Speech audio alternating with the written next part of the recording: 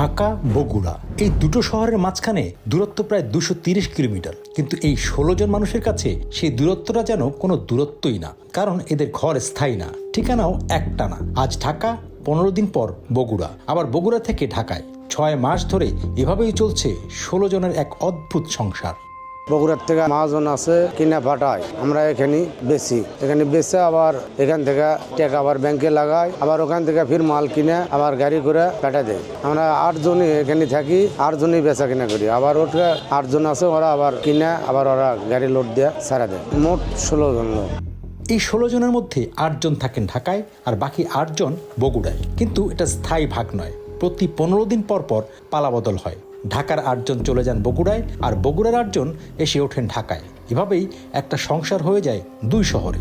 খাওয়া, রান্না, ঘুম সবকিছুই চলে এই অস্থায়ী ঠিকানায়। আমরা এদের দেখা পেলাম কারওয়ান বাজারে।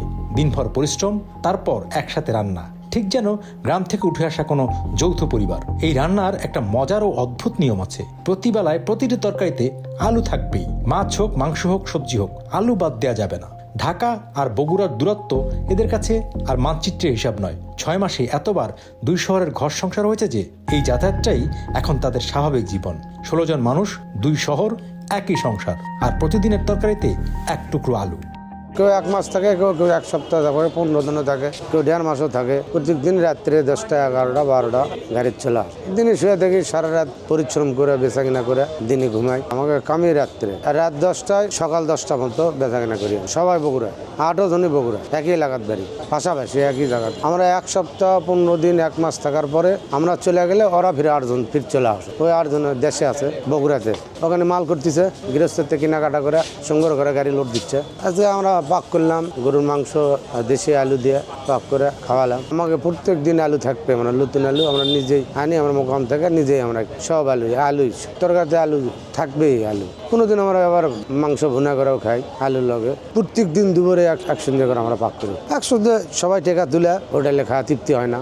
নিজের হাতে এখানে রান্না বাড়া করে একটা টেস্টি আলাদা। 8 জনের টাকা একটা তুলে একটা করে বাজার খরচ করে নিয়ে আসে, রান্না বাড়ি করে খাওয়া দাওয়া। কেউ রুমে থাকে, কেউ নিচে বিছনা করে থাকে, যাই যেমন।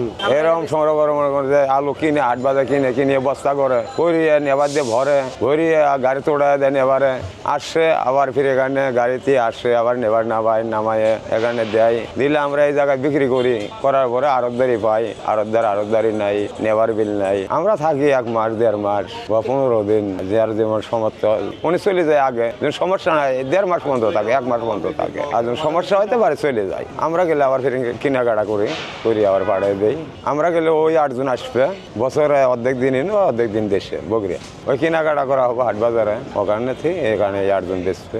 আজ 10টা থেকে আরম্ভ করি দিনে 10টা পর্যন্ত, 11টা মতো বেচা কেনা হয়।